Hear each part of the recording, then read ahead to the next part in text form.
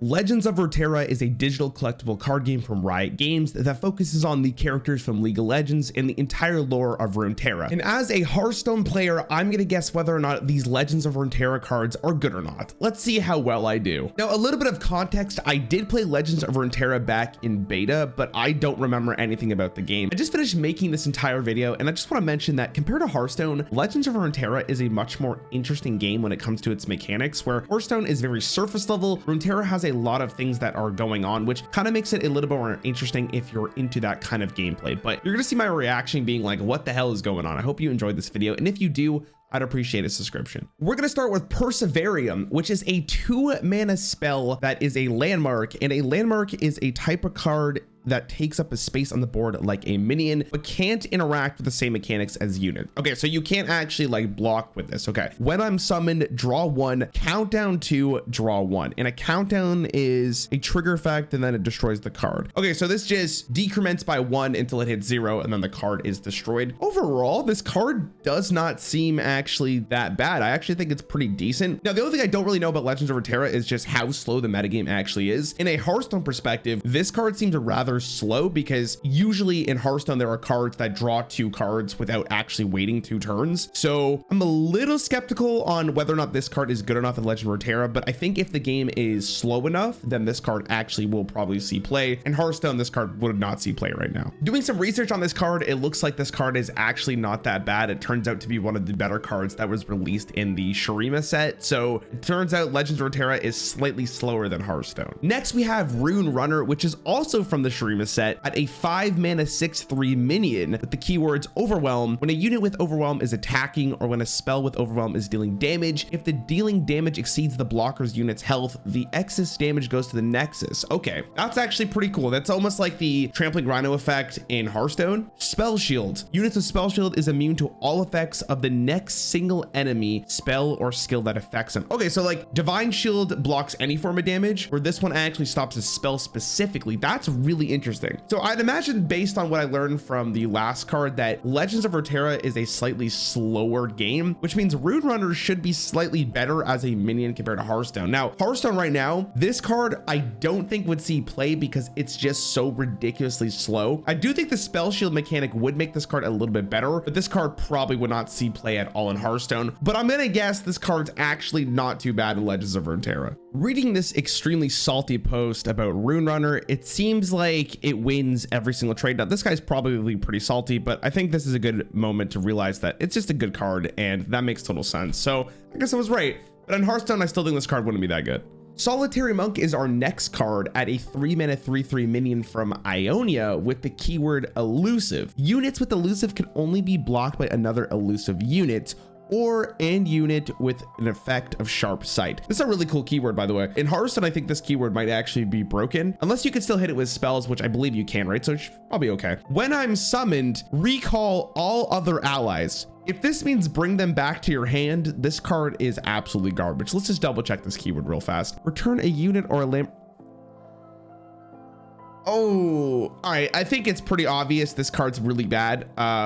Hearthstone, this card would never see play, even with the elusive keyword. I can't imagine in Runeterra this card is good. So it seems like I'm kind of wrong on this card. This card actually seems pretty decent from the research I've done. It seems like you can actually utilize this pretty effectively, and if you do run it in your deck, you could just not play a card for the first 2 turns, which I guess isn't horrible. I don't know. Let me know with a comment down below. I'm pretty hit and miss on this card right now. Our first champion card with Nami. She is from the Bilgewater region, which is kind of cool. 3-mana 2/3 minion, Attune. When a unit with Attune is summoned, its owner refills 1 spell mana. I do know what spell mana is, so don't worry about that. Imbue looks like it's an interaction base because it's not actually on our card, so these abilities trigger after an ally spell resolves. Okay, when you cast a spell, grant +1/+0 to the weakest other ally that isn't immobile. Immobile is units with immobile can't attack or can't block. Okay, that's kind of nice because you would want to give stats to units that can actually like do something, I guess. And then she can level up when you've gained 8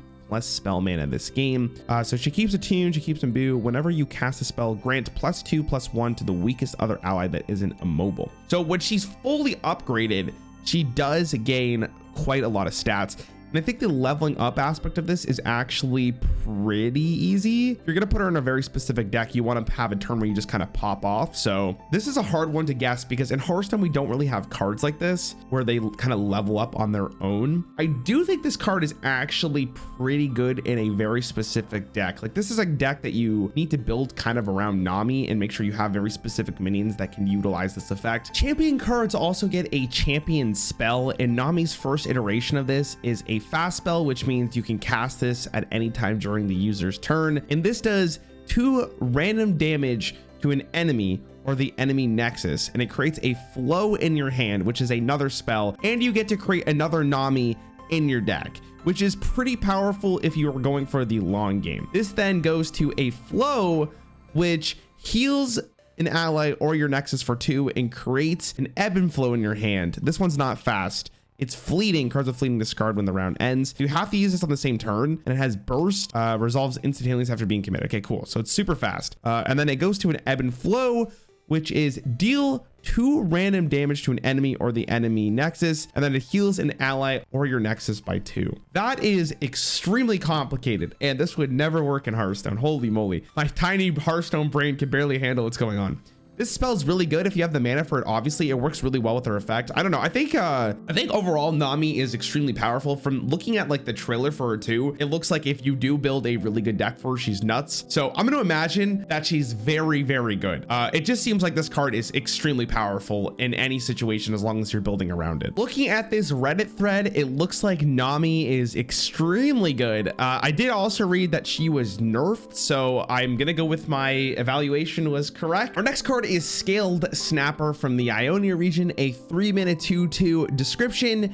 Choose between 2/5 and 5/2 as my original stats to play. This is a pretty basic card overall. I would imagine, so in Hearthstone, a 3-mana 2/5 is not good enough. So this card, I would imagine, is probably not good enough to see play in actual constructed. Maybe there is some cases where this card is actually useful, but I'm gonna go with that this card is just not good. I'm not gonna lie to you, Legends of Runeterra is hard to predict because a lot of the people say that this card is actually not that bad, and it's okay. It's way better than I was expecting it to be, I guess, and that's completely fair. I just, using my Hearthstone brain, a 3-mana 2/5 just seems too weak, but if it completely shuts down a bunch of champions, then maybe it's probably good enough. Wow. We're gonna do Lee Sin as a champion card from the Ionia region. Lee Sin costs 5 mana. The first time I see, okay, so it says you cast a spell, resolves a spell, give me Challenger. Challenger is a unit challenging, another is forcing it to commit to a block. So, oh, you could force a unit to block you. Okay, interesting. The second time I see you resolve a spell, grant me Barrier. Barrier is when a unit barrier summoned and actually grants itself. Okay, so this is Divine Shield. This is Divine Shield for Hearthstone. To level up, you have to do 8+ spells. It has 3/5 stat line. Okay, the effect is pretty good because if you do cast 2 spells of Lee Sin on the board, then it's basically picking the unit that it wants to attack, and then it has a barrier, so it doesn't take any damage. That's pretty decent, and if you can actually do that multiple times, it is very good. Now, to level up is a little bit more interesting, right? So you need to cast 8 spells, which is a lot.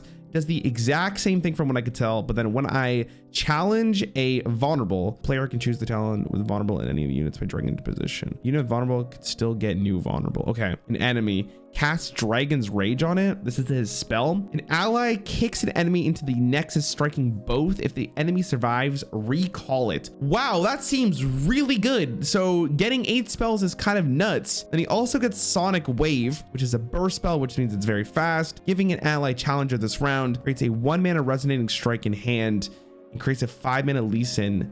What the hell? This card seems very good. I think the only problem with this is that how many spells it actually takes to get to the next stage, but I think the base card is so strong that this card probably is not that bad. I'm gonna go with that Lee Sin's actually pretty good.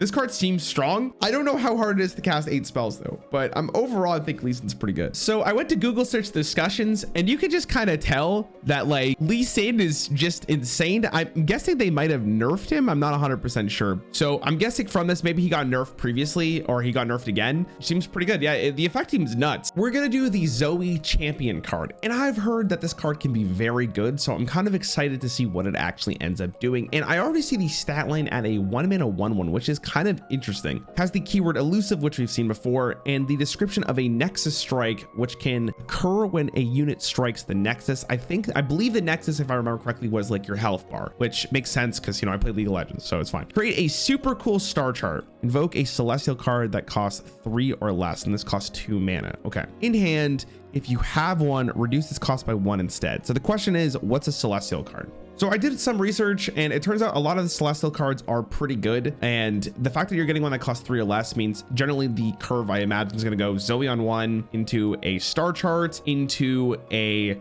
celestial card, whatever you want to end up getting. Now, the one thing with this card is that if you don't get Zoe on turn 1, I wonder actually how effective this is. Maybe your opponent can't actually deal with an elusive minion, so that's the one advantage he has. And to level up, you have to play 10 cards with different names, which seems very, very hard. Now, when you finally get Zoe to level up, she becomes a 1 mana 2/2 rather than a 1 mana 1/1, keeps the elusive keyword, and then her description becomes, when I level up, grant your Nexus a trigger. When you summon an ally, grant its keyword to all allies. That's a very powerful effect. And if this is in Hearthstone, that effect, depending on the mana cost, would be used regardless because that's crazy powerful. Nexus Strike creates a 2 mana Behold the Infinite that costs 0 in your hand.